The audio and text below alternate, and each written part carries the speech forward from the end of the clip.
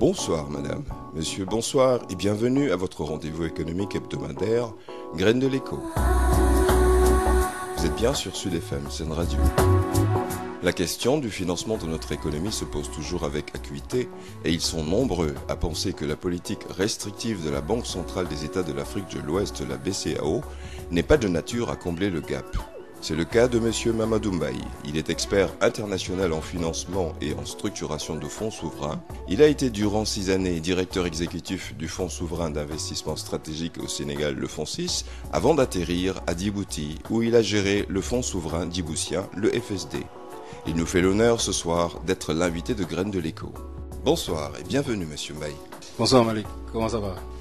Oui, très très bien. Et vous? Très bien. Nous sommes très heureux de vous avoir avec nous. À vous entendre, M. Mbaye, lors de vos différentes sorties, vous semblez soutenir la thèse que les fonds d'investissement stratégique sont la panacée pour combler le gap de financement de nos économies. Je pense surtout que le pouvoir actuel, qui vient d'arriver aux affaires au Sénégal, a une opportunité historique et un mandat du peuple sénégalais pour réformer les choses en profondeur.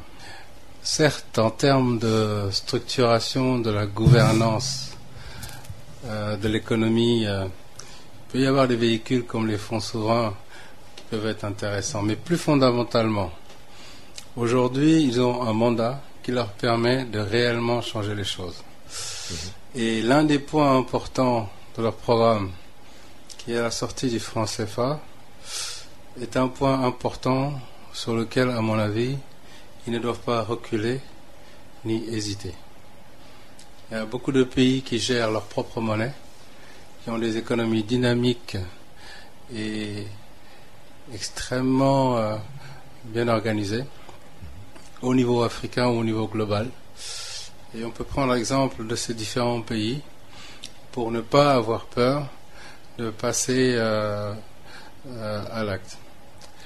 Et puis surtout, le partenariat économique qui a été mis en place entre le Sénégal, les pays, les États d'Afrique de l'Ouest et la France depuis les indépendances n'a pas été un partenariat très fructueux. On n'a pas développé des champions économiques mondiaux dans ce partenariat-là. On n'a pas réellement réussi à développer nos pays sur le plan industriel. Et l'une des raisons à ça, c'est précisément la monnaie et son système de gouvernance.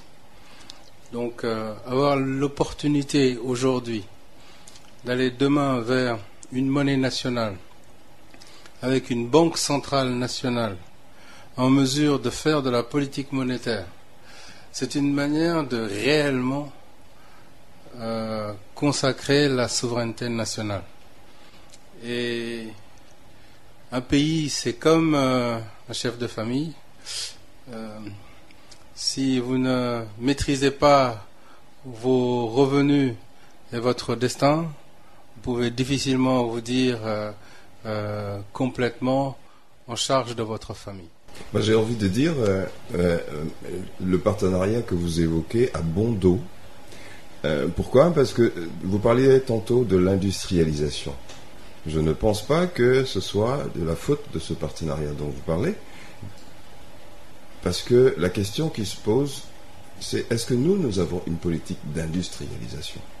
Parce que ce ne sont pas les autres qui vont venir faire notre développement, mais c'est à nous de définir les orientations, il me semble. Ouais, absolument. De toute façon, je parlais de partenariat entre guillemets, parce que la France et les Européens ont mis en place un système qui était en mesure de quelque part préserver leurs intérêts. À nous de voir si ce système est dans le sens de nos propres intérêts. Et ce n'est pas le cas. Mais le fait de développer une industrie, ce n'est pas seulement le résultat d'une politique industrielle. C'est vrai que l'État, en ayant une vision et une ambition nationale, en garantissant le cadre dans lequel on peut développer l'initiative privée, a un rôle déterminant à jouer. Mais ce sont les acteurs aussi qui ont la possibilité de financer les structures industrielles qui se développent. Et pour ça, il faut avoir accès au crédit et au financement. Le développement économique, c'est l'accès au crédit. Et nous, on est dans des économies dans lesquelles on a très peu accès au crédit. Voilà, le financement bancaire n'est pas un financement sur la base des projets ou de la solidité du bilan des sociétés. Ce sont souvent des financements faits de manière très classique sur la base de garanties. Les garanties qui sont souvent demandées à l'emprunteur, au mandataire social directement sur ses biens personnels. C'est pas de la banque, ça. Ça c'est du prêt, mais c'est pas de la banque. La banque a une fonction de financement de l'économie, de mise en place du crédit. C'est une forme évidemment, c'est un des aspects principaux de la création monétaire. On comprend bien, ce sont en général pas les banques centrales qui créent la monnaie, mais vraiment le système bancaire en donnant accès au crédit. Et ça, c'est quelque chose qu'on n'a pas réellement installé dans nos économies. Donc sans accès au crédit, on ne peut pas financer l'initiative privée, et sans initiative privée, il n'y a pas de développement d'économie.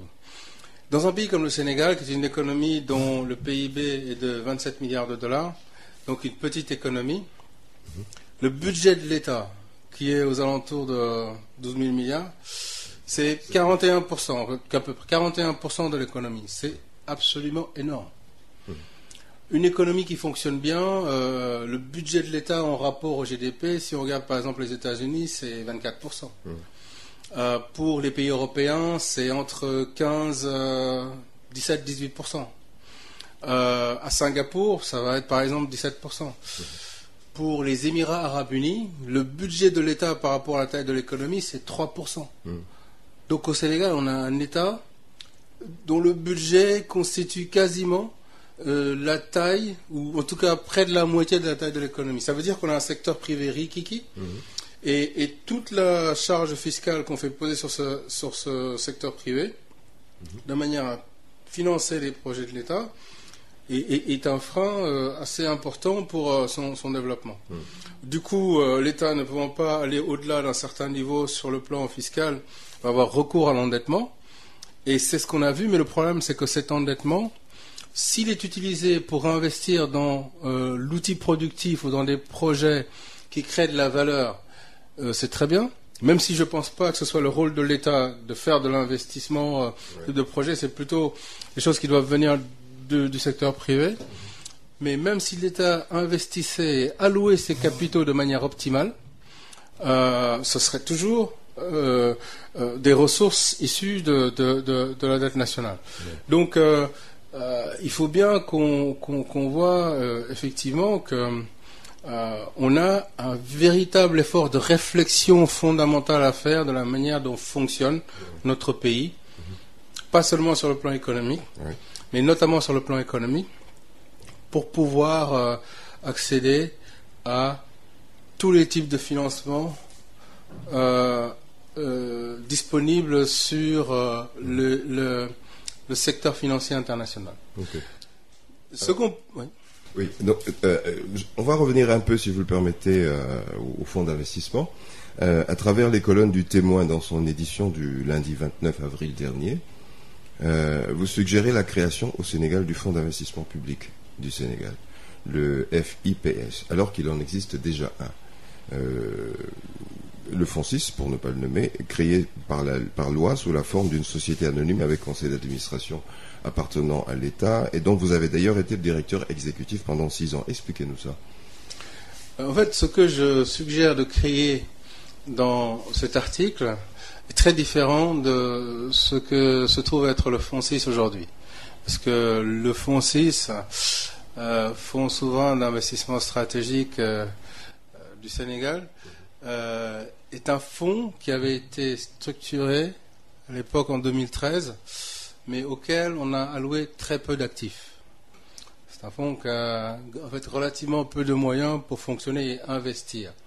Et c'est tout le contraire de ce que je suggère dans cet article. Pour pouvoir réellement faire en sorte de mettre en place un outil d'investissement stratégique qui fait du sens, il faut lui allouer des actifs, il faut lui transférer des actifs, il faut qu'il ait à son bilan une valeur qui le crédibilise. L'État du Sénégal a énormément d'actifs, mais ces actifs ne sont pas leveragés. ces actifs ne sont pas réellement utilisés pour lever des ressources. Ils auraient meilleure place dans le bilan d'un fonds souverain que géré par un service du ministère des Finances. Et donc, ce que je suggère là-dedans, c'est effectivement la création d'un véhicule auquel on transfère des sociétés publiques qui sont des actifs de l'État, dans deux buts. Non seulement pour lui conférer un bilan qui soit très solide et qui, demain, une fois qu'il a fait la preuve de sa capacité à gérer ses actifs, lui permette de faire appel direct au marché, mais surtout aussi pour revoir la gouvernance de ces actifs, de ces actifs privés, publics, de ces sociétés publiques, qui doivent être gérées aux standards internationaux. Nos grandes sociétés publiques doivent être gérées comme des entreprises, avec un plan stratégique, avec une visibilité sur la stratégie, avec des anticipations de cash flow, avec des comptes déposés dans les délais, avec aussi une marche qui soit rentable. Beaucoup de ces sociétés sont des sociétés qui vivent au crochet de l'État, parce qu'elles sont gérées de manière suboptimale. Et pourquoi? Une des raisons pour lesquelles elles ne sont pas gérées de manière optimale, c'est le mode de gouvernance. Ce sont des sociétés dans lesquelles le DG est nommé par le souverain, donc par le palais. Il y a un conseil d'administration symbolique, mais ce sont des gens qui n'ont absolument aucune influence sur le directeur général qui globalement a tout pouvoir, ne rend compte qu'à celui qui l'a nommé. Et ça, c'est pas de la gouvernance. La gouvernance, pourquoi il y a un conseil d'administration dans une société? C'est précisément les administrateurs sont censés représenter le stakeholder principal qui, en l'occurrence, n'est ni l'État, ni la personne du président, mais le peuple sénégalais. C'est lui l'ayant droit final. Les administrateurs doivent représenter son intérêt. C'est eux qui doivent piloter l'action du directeur général, valider son plan stratégique et mesurer s'il est efficace ou pas. En cas de faute de gestion, c'est à eux de le sanctionner. Tout à fait. Mais vous l'avez dirigé pendant 6 ans. Pourquoi vous n'avez pas soulevé toutes ces questions? Non, ces questions ont été soulevées. Je ne dirigeais pas le foncier, j'étais directeur exécutif, l'un des membres de la direction, mais en fait, toutes ces idées ont été soulevées à l'époque, mais après, on fait comme veut bien l'autorité. Donc, on a structuré les fonds comme a bien voulu l'autorité, et après, un certain nombre d'arbitrages politiques ont fait qu'il a été monté sans réellement avoir d'actifs, et a dû combattre et lutter depuis pour avoir son maigre budget de fonctionnement, etc., etc. Donc c'est une création un peu symbolique qui fait qu'elle n'a pas réellement abouti à ce qu'on voulait. Et ce que je suggère, justement, à la lumière de cette leçon-là, à la lumière de la leçon de ce qui a été mis en place à l'étranger dans des pays qui ont réellement réussi à travers ce modèle, comme Singapour avec Temasek Holding, ou GIC, ou comme les Émirats Arabes Unis avec Adia, Adia ou Mubadala, ou comme la Norvège, ce sont des pays qui ont réussi à mettre en place des institutions d'investissement qui ont atteint la capacité de réellement pouvoir impulser le développement économique, qui ont participé au développement de ces pays-là. Et on peut tout à fait faire la même chose dans nos pays. Un État comme celui du Sénégal a énormément d'actifs. On peut valoriser très rapidement 20-25 milliards de dollars d'actifs. Pourquoi ne pas mettre en place un fonds souverain qui aurait 20-25 milliards d'actifs en bilan? Parce qu'à partir de ces montants-là, on parle au niveau international. On peut parler avec des interlocuteurs comme des fonds souverains internationaux, mettre en place des partenariats d'investissement stratégique, être extrêmement crédible sur ce plan-là. Voilà. Donc tous ces actifs qu'on n'a pas rassemblés dans un outil d'investissement stratégique sont des actifs qui aujourd'hui ne nous servent à rien en termes de valeur. Ils sont pilotés à la papa. Ils sont pilotés comme avant. Depuis 1960, c'est le même système de gouvernance. Et ça ne marche pas. Alors, avoir une série de nominations qui tombent du palais ou de la primature, c'est pas ça le résultat, c'est pas ça la panacée. La panacée, c'est mettre en place des sociétés publiques dans lesquelles les conseils d'administration sont responsabilisés, le directeur général leur répond directement et est responsabilisé, et la machine fonctionne sans pour autant que le souverain s'en occupe directement. Le président, il a beaucoup à faire. le problème du système de santé, le problème de l'éducation. Il y a des choses qui n'appartiennent qu'effectivement qu'au système de l'État. Mais le développement de l'économie, la marche du secteur privé, la gestion des entreprises publiques, tout ça, ça peut être organisé de manière optimale de façon à ce que le système soit plus efficace et qu'on inclue dans ce système les meilleurs candidats, les meilleurs acteurs pour pouvoir aller de l'avant. J'avais noté avec intérêt hier de faire les appels à candidature. Par souci de réalisme, les nominations sont tombées plus rapidement que possible, que peut-être souhaité initialement par l'équipe au pouvoir. Mais il faut être réaliste, on ne peut pas tout passer par appel à candidature. Mais même ces appels à candidature, s'ils avaient été faits de manière optimale et qu'on mette les meilleurs candidats au poste, de toute façon, la gouvernance de ces sociétés est déficiente. Donc, quand vous mettez un DG qui ne rend compte à personne, de toute façon, vous allez in fine avoir des soucis. Donc, à partir de là, nous devons réellement repenser la gouvernance des structures. Une entreprise comme la Sénélec, c'est un actif de l'État. Sa valeur peut être mise au bilan d'une société d'investissement souveraine, d'une société d'investissement, et comptabilisée dans ce bilan. Le fonctionnement de cette société, qui est dans le domaine de l'énergie, qui est un business comme un autre, n'a aucune raison d'être politisé. Pour quelles raisons son responsable est nommé directement par le président? Et pour quelles raisons ce responsable ne rend compte qu'au président, etc., etc. Donc c'est un gestionnaire d'entreprise.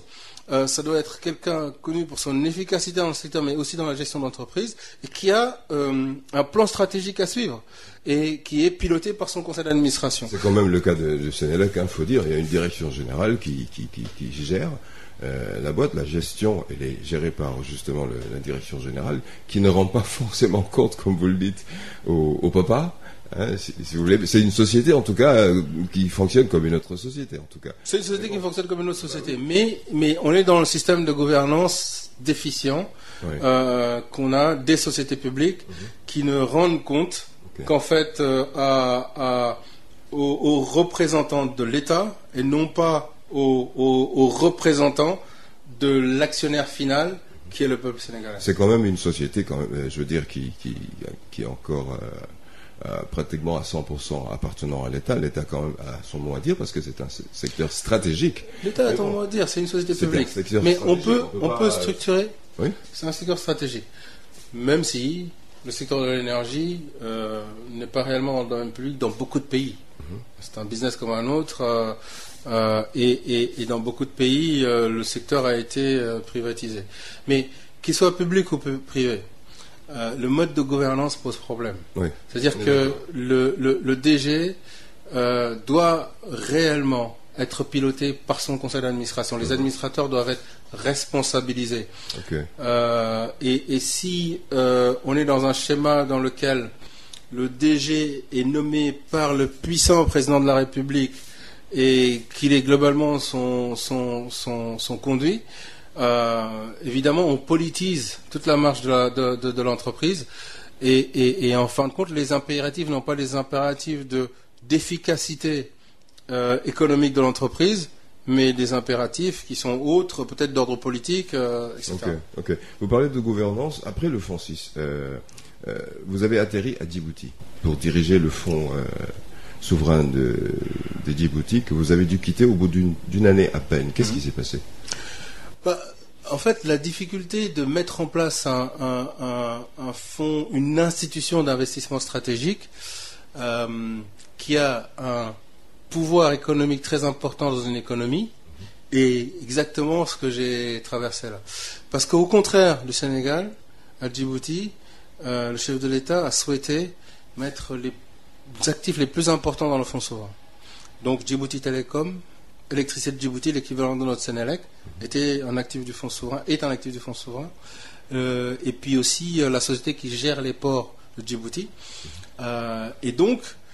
Et il a aussi souhaité que les administrateurs du fonds soient directement les ministres. Le ministre des Finances, le ministre du Budget,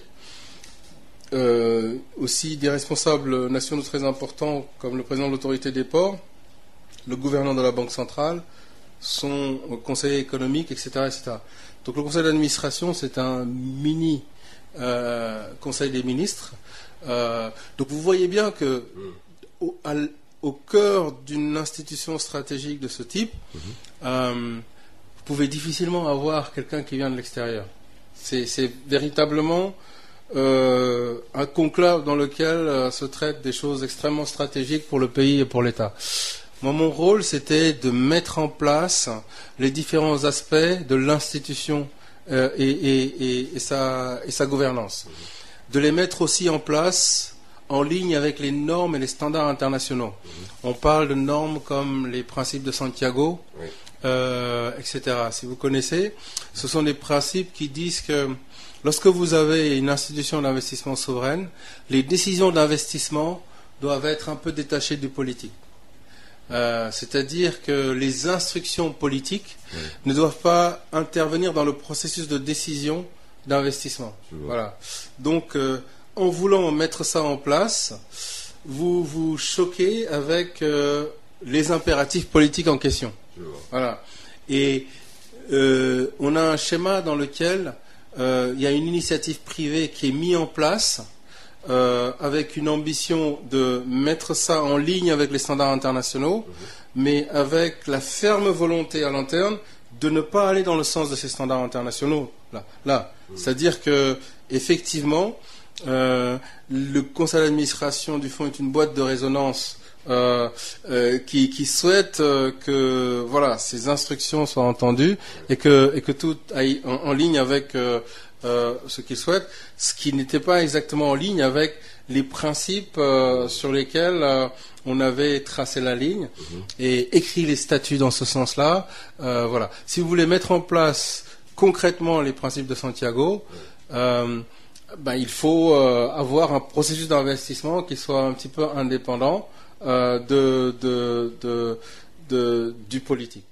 Mais la réelle politique en question d'une institution de cette importance à l'intérieur du pays fait que forcément vous allez avoir du mal à prendre des décisions d'investissement qui sont complètement indépendants de politique. Alors, ça ne veut pas dire qu'il ne faut pas mettre en place un plan stratégique qui est évidemment validé par le conseil d'administration.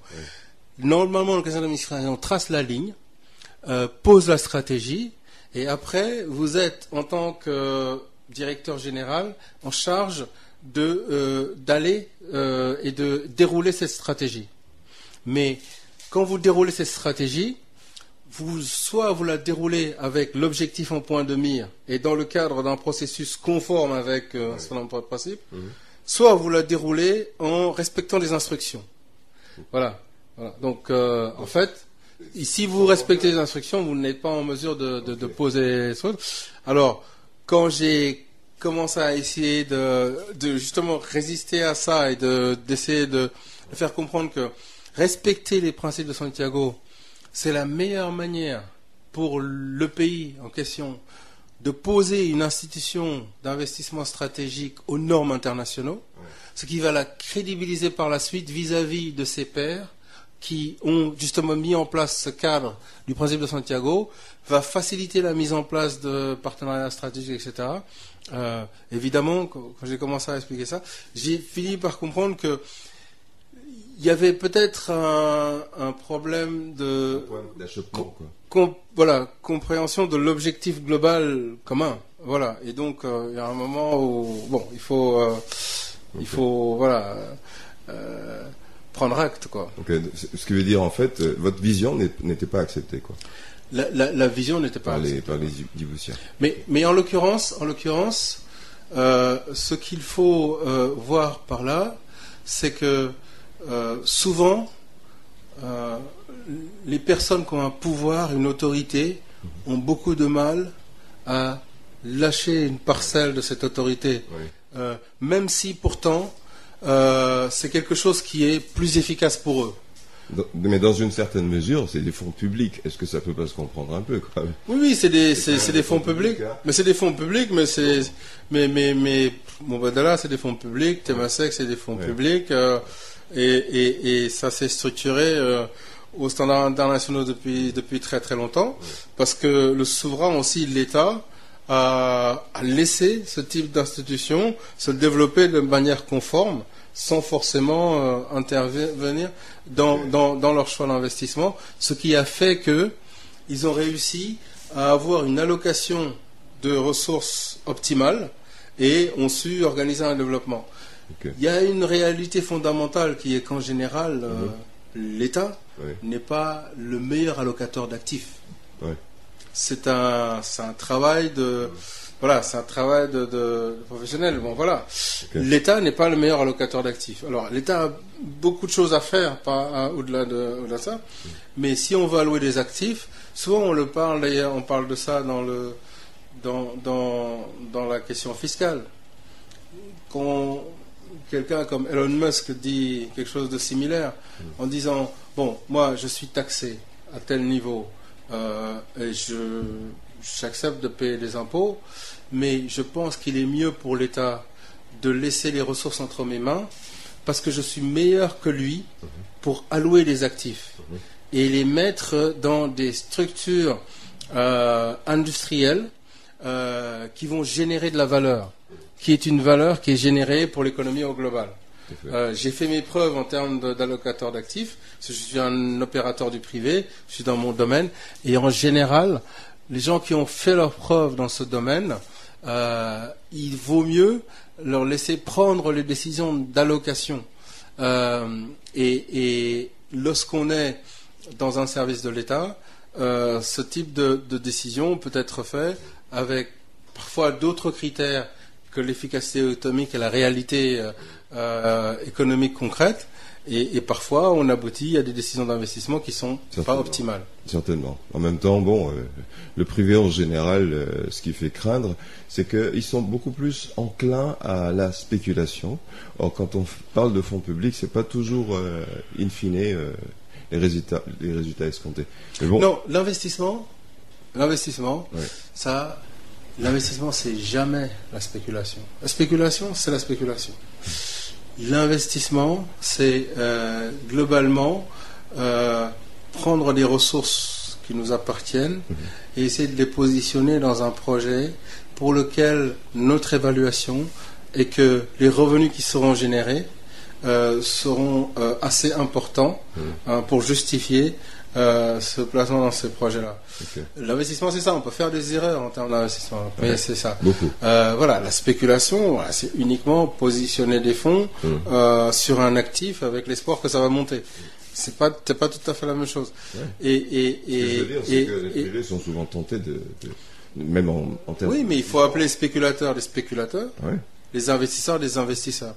Et souvent, il y a une confusion entre les deux. Dès que quelqu'un met de l'argent dans quelque chose, on l'appelle investisseur. Il y a des gens qui spéculent, effectivement, dans l'immobilier et autres. C'est pas de l'investissement. C'est de la spéculation. Et la spéculation est plutôt, en général, négative. Justement, on joue juste sur les mots, mais on sait qu'un investisseur peut être un spéculateur aussi. Hein. Sur le marché de l'immobilier, comme sur d'autres marchés. On a déjà vu ça. C'est-à-dire qu'il faut définir ce que c'est qu'un spéculateur, définir ce que c'est qu'un investisseur. Voilà. Mais si vous avez un vrai travail d'investissement, c'est-à-dire que vous êtes dans un projet, vous analysez vos risques, vous analysez vos coûts, vous avez une anticipation sur vos revenus, vous prenez une décision d'investissement. Ça demande un certain travail et une certaine lucidité sur ce qui se passe. Voilà. Si vous êtes juste là à dire, bon, ça va monter, je mets de l'argent, ça, c'est de la spéculation. Absolument. Alors, l'investissement, le décaissement sans travail, c'est la spéculation. Le décaissement avec travail, un travail pointu qui fait qu'on a essayé d'estimer la valeur, même si on peut faire des erreurs, ça, c'est de l'investissement. Ok. Ben, si vous permettez, on va revenir sur le financement de l'économie.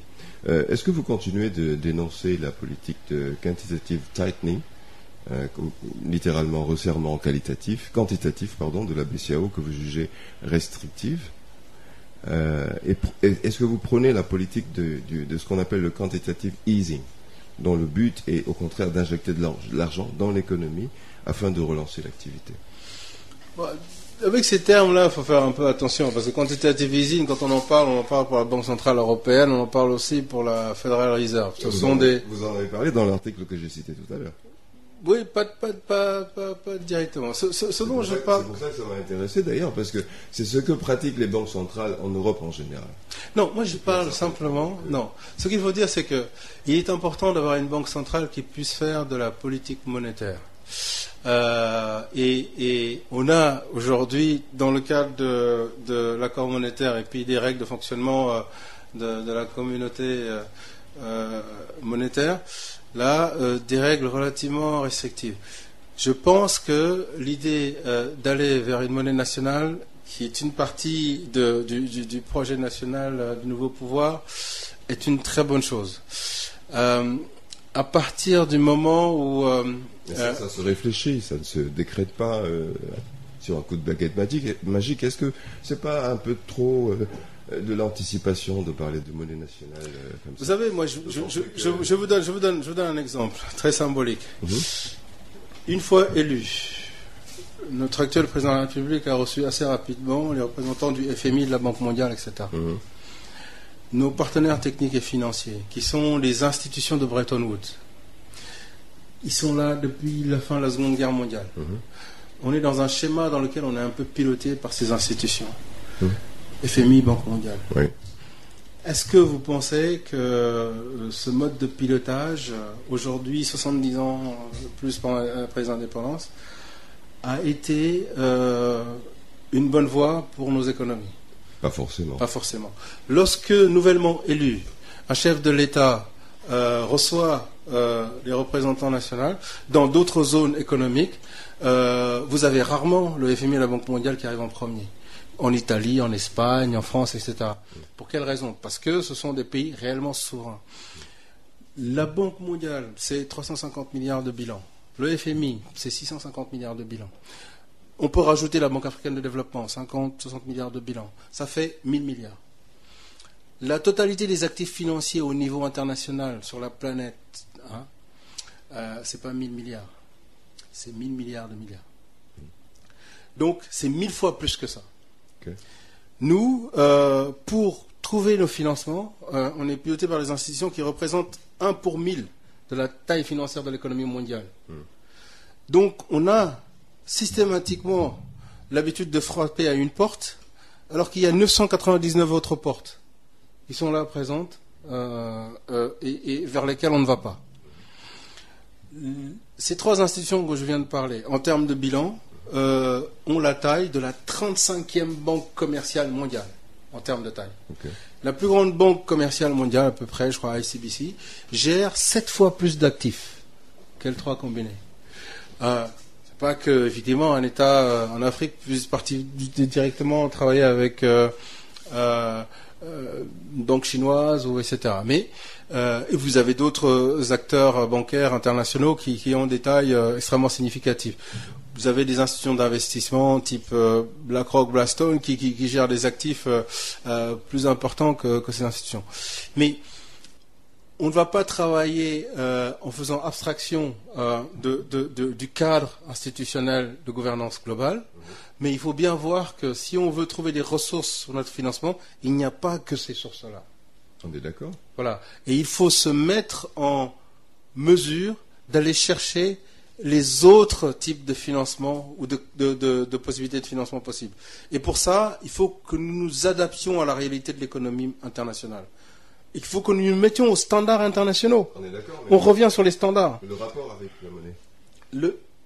Le simple rapport avec la monnaie, c'est que si vous voulez vous insérer aujourd'hui en prenant toute votre place dans l'économie mondiale, il faut créer de la crédibilité internationale. Et la crédibilité internationale commence par avoir le contrôle de son destin. On ne peut pas créer sa crédibilité avec la monnaie d'autrui. On ne peut pas créer sa crédibilité avec une monnaie sous gouvernance.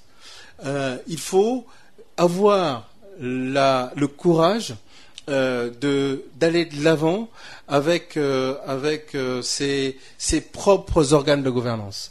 Vous avez des petits pays très très bien structurés qui fonctionnent très bien, qui ont des économies beaucoup plus dynamiques que celles du Sénégal, qui gèrent leur propre monnaie et qui n'ont aucun problème. Mais nous, du fait du legs de l'histoire, on a peur d'un saut dans l'inconnu. Et c'est dommage.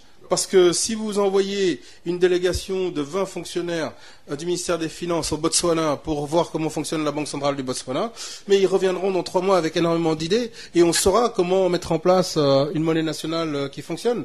Vous avez beaucoup d'autres exemples internationaux de ce type-là.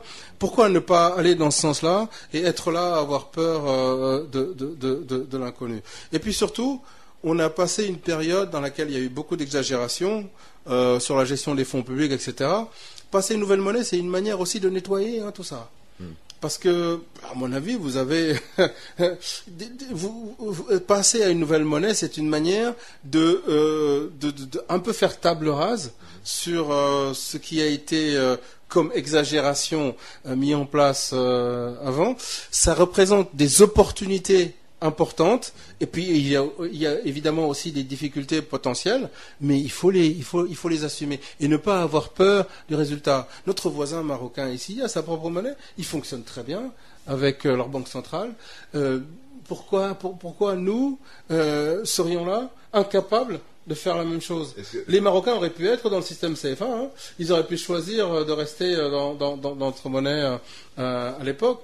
Vous avez nos voisins très proches de la Mauritanie qui gèrent leur propre monnaie. Je ne dis pas que l'économie mauritanienne soit plus solide que l'économie française, mais ils ont des exemples de développement économique là-bas sur lesquels on peut tout à fait s'inspirer. Et vous avez aussi de mauvais exemples de l'autre côté, de pays dans lesquels la monnaie est très très mal gérée. Mais il faut, à mon avis, prendre la voie de réellement prendre son indépendance. Pourtant, c'est ce que la plupart des pays africains, notamment de l'Ouest, ont fait. On a parlé de l'éco, ça fait un certain temps. C'est pas aujourd'hui seulement qu'on a commencé à parler de monnaie, mais de monnaie nationale. Moi, que je sache, je prends l'exemple du Nigeria, par exemple, qui a son naira qui a chuté drastiquement il y a quelque temps de cela. Ils ont énormément de difficultés.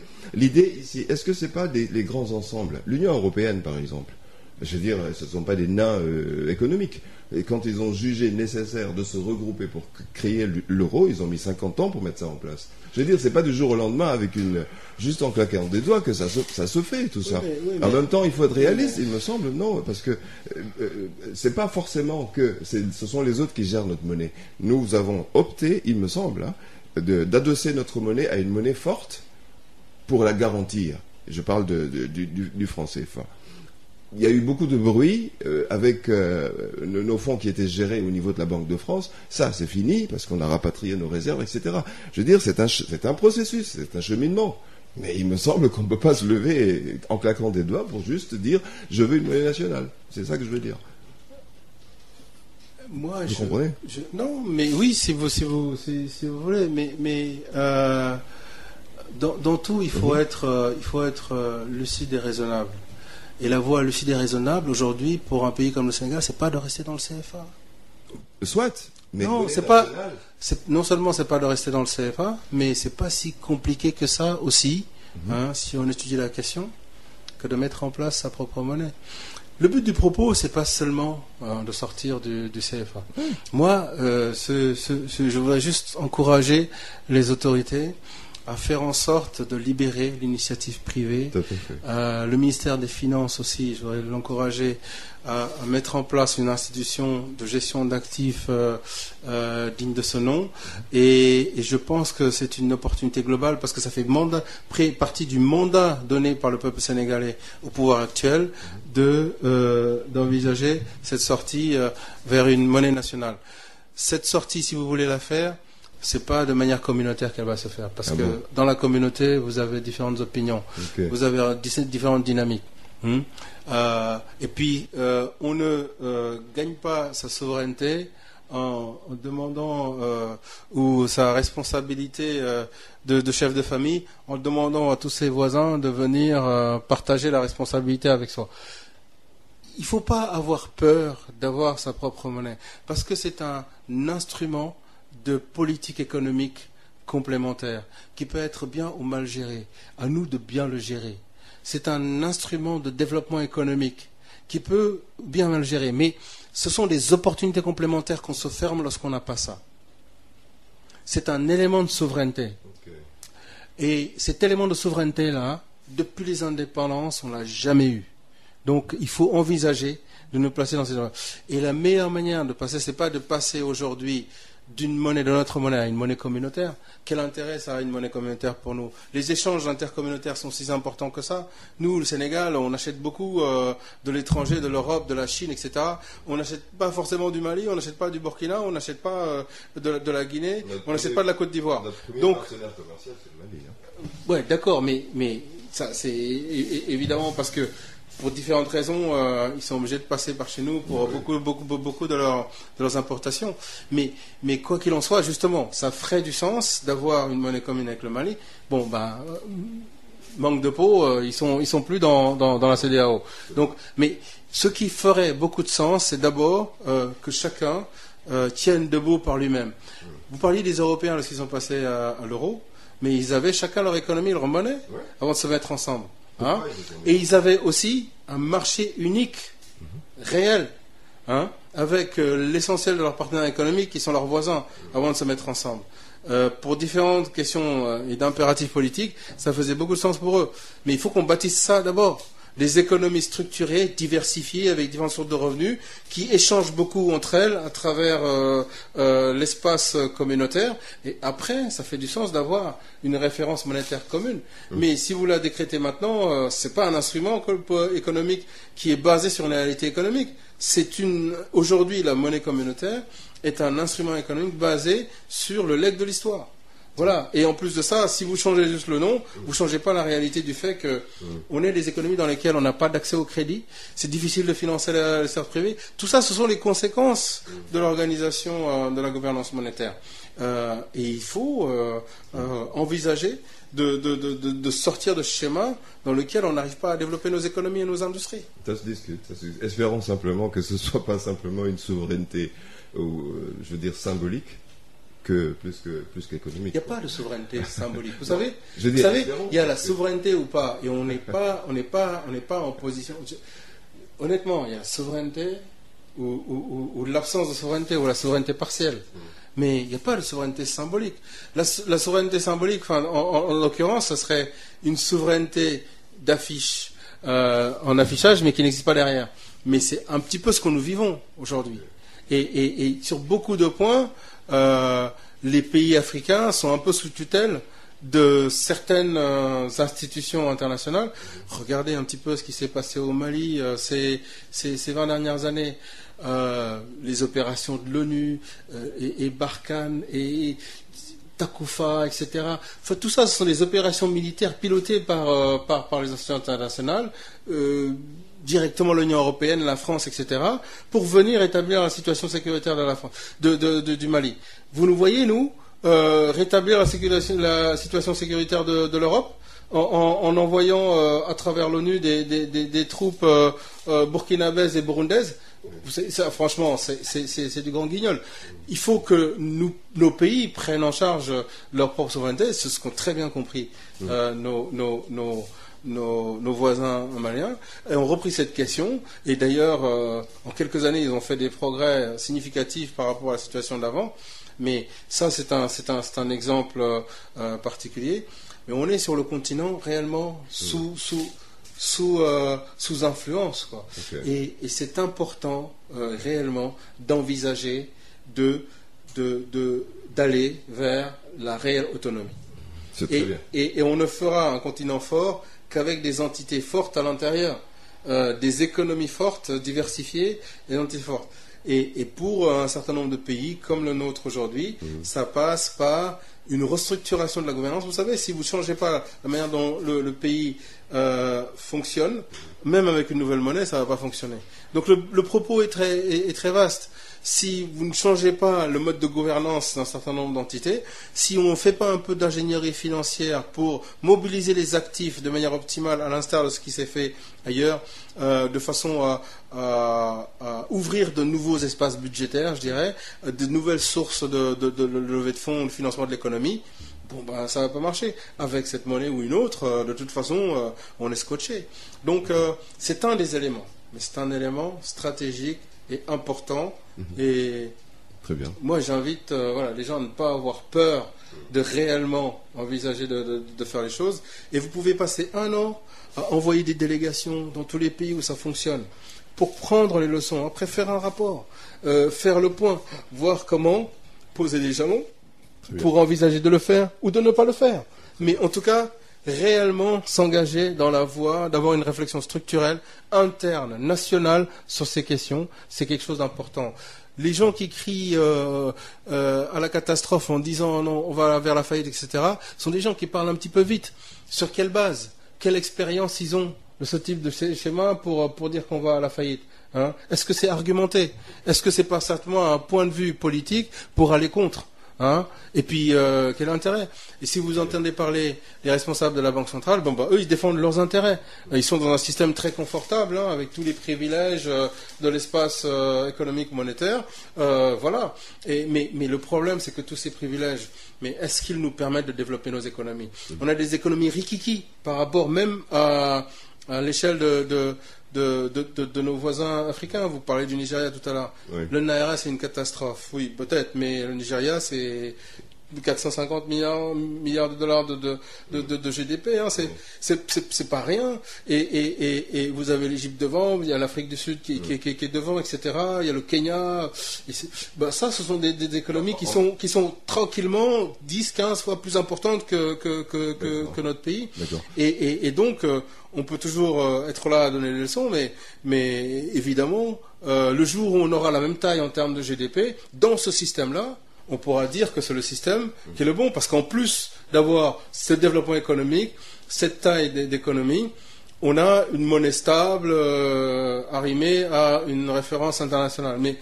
Mais en soi, ça, c'est un luxe qu'on peut peut-être pas se payer au vu de tout ce qu'on abandonne de l'autre côté. Et qui vous dit que demain, on ne peut pas structurer une économie dans laquelle on a une monnaie plus solide que l'euro?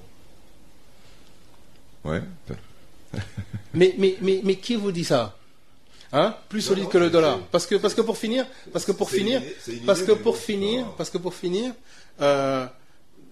c'est ce qu'a réalisé Singapour. En une génération, vous savez, en 1960, quand on a pris l'indépendance, en termes de GDP par capita, en termes de produit intérieur brut par tête, Singapour était derrière le Sénégal. Oui. On est d'accord. Singapour était derrière le Sénégal. Regardez Singapour aujourd'hui. Et ils ont une monnaie très solide et très bien gérée. Oui, non, mais tout ça, c'est ça, je veux dire que cette ambition dont je vous dis, et vous semblez rigoler, c'est quelque chose que d'autres ont réalisé, mais c'est quelque chose que d'autres, en une génération, c'est quelque chose qui est réalisable, mais en se prenant en main.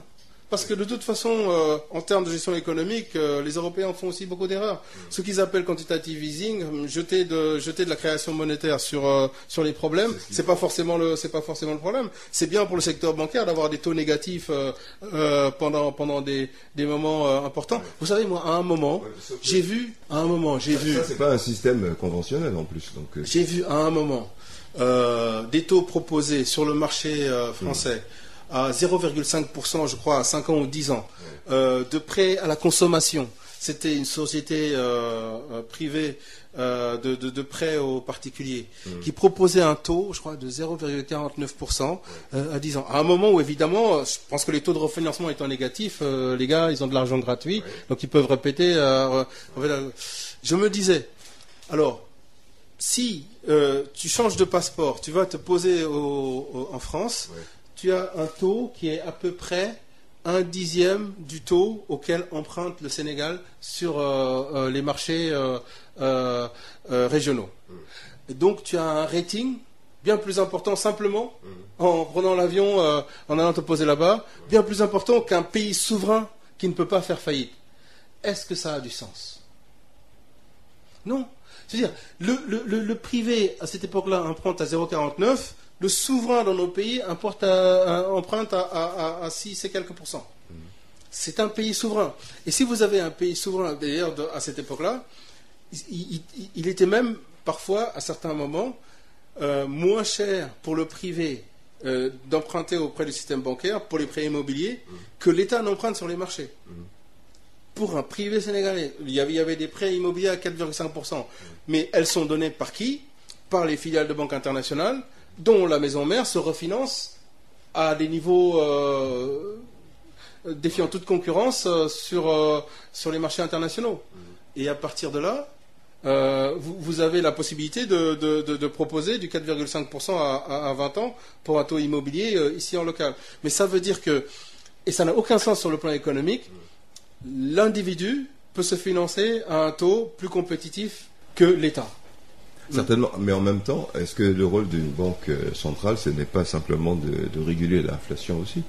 C'est son Non, rôle. le rôle d'une banque centrale, c'est de...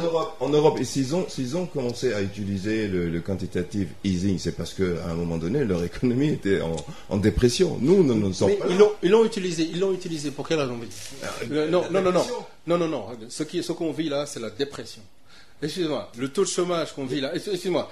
Ce qu'on vit, l'inflation, par exemple, ici, dans ce pays-là. C'était le cas. C'est ça qui a... Non. Ce qu'on vit là, l'absence d'opportunités de business, l'absence de croissance économique, ce qu'on vit là, c'est la dépression depuis des décennies. Vous avez les jeunes là qui prennent le bateau pour partir parce qu'ils sont en manque d'opportunités. Arrêtez. Mais le manque d'activité, le manque de travail, le manque de développement économique. C'est une des raisons. Donc, si vous voulez, ce qui s'est passé là, pour ce qui est du quantitative easing, c'est que ces banques centrales, précisément, n'ont pas comme objectif uniquement que la lutte contre l'inflation. S'ils avaient comme objectif unique la lutte contre l'inflation, j'aurais jamais fait de quantitative easing. Parce qu'il s'agit globalement de racheter les actifs, de faire de la création monétaire, d'accélérer la création monétaire, de mettre à disposition de l'économie des liquidités complémentaires. Ce qu'on a d'ailleurs craint, c'est que ça... in fine, ça entraîne des cycles d'inflation très importants. Et ils étaient obligés de faire ça pour éviter des problèmes de trésorerie à l'intérieur de financement de l'économie à l'intérieur de l'économie. Nos banques centrales n'ont pas cet objectif. Ils ont donc un objectif de lutte contre l'inflation et de gestion économique et d'activité économique et de lutte contre le chômage. De lutte contre le chômage. Je ne suis pas très sûr. Si, parce qu'il y a des banques centrales dans leur rôle, quoi. Mais si, c'est la partie. Politique monétaire. C'est la partie politique monétaire. C'est précisément la partie politique monétaire dans laquelle on jugule entre la politique des taux, etc. Mais on jugule entre les objectifs. Parce que c'est facile de lutter uniquement contre l'inflation. On restreint la création monétaire. Et donc les prix n'augmentent pas. Mais le problème, c'est que quand vous avez une économie qui commence à fonctionner au ralenti, ça devient difficile de ne faire que ça. Donc à ce moment-là, on peut arriver à un schéma dans lequel on va baisser un peu les taux, ce qui va rendre le financement beaucoup plus simple pour un certain nombre d'acteurs économiques, augmenter les liquidités dans l'économie, jusqu'au point où la machine repart.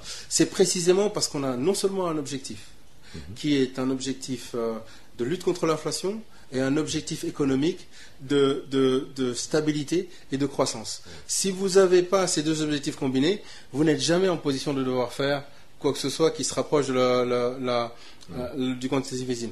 Le problème de notre banque centrale communautaire, c'est qu'elle n'a aucun de ces objectifs d'ordre économique. Elle a juste pour objectif de lutter contre l'inflation. Et le problème, c'est pourquoi? C'est précisément pour protéger la parité.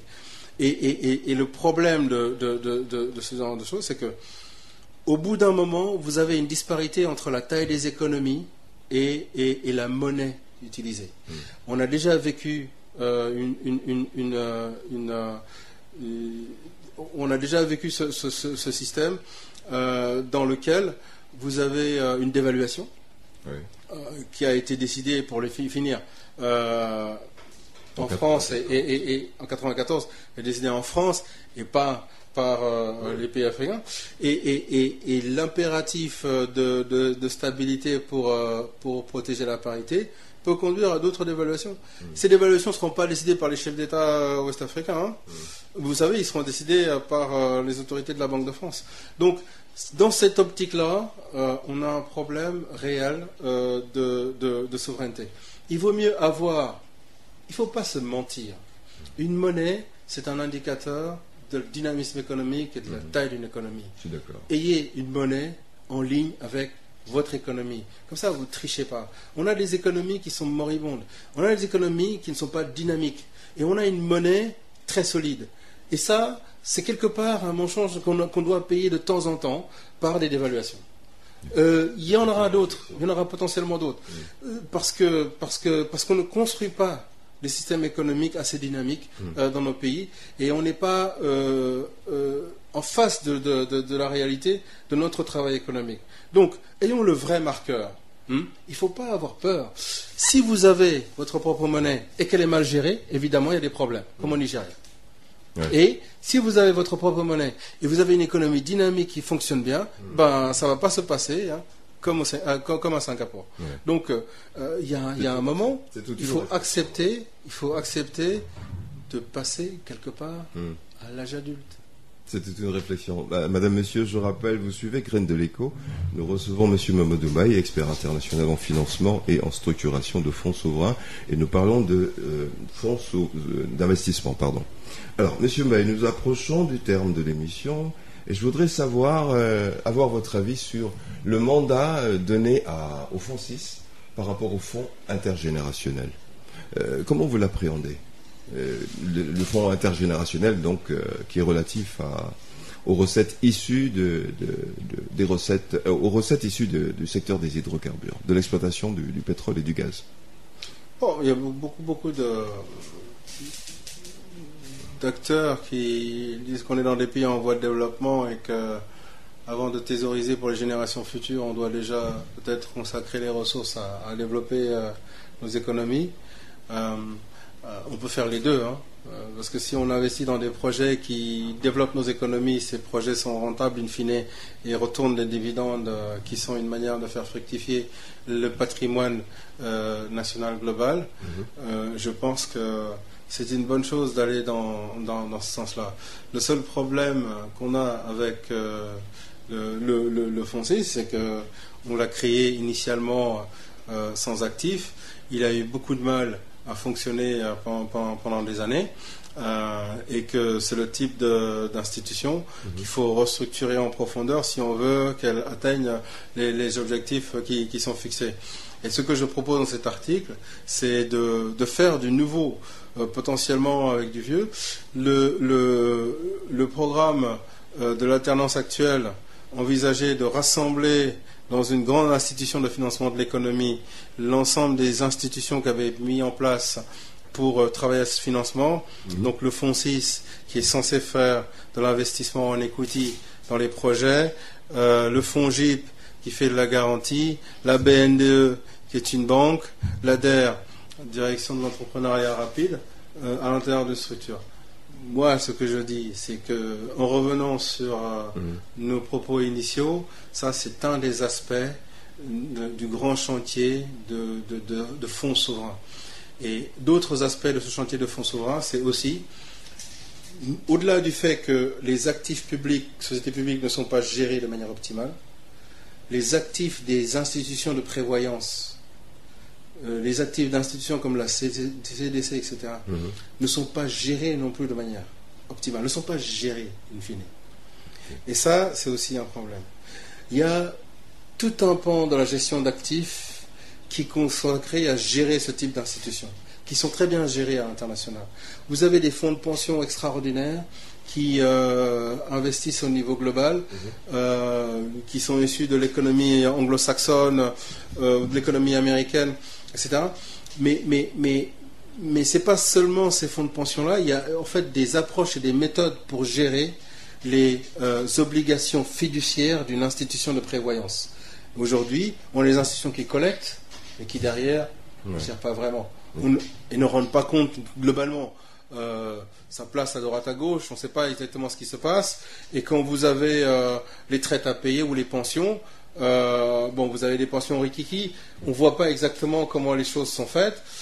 Et c'est un système quelque part un peu bizarre entre la répartition et la cotisation. Enfin, donc, il faut remettre de l'ordre dans et tout ça, ce sont des masses de fonds extraordinaires qu'on peut aussi mobiliser pour l'intérêt national. C'est-à-dire que si vous gérez ça de manière concrète et coordonnée, vous avez ça qui est une source de ressources qui peut être comptabilisée au bilan d'une institution souveraine, qui elle-même, d'ailleurs, peut être appelée à venir renforcer demain le bilan d'une banque centrale indépendante.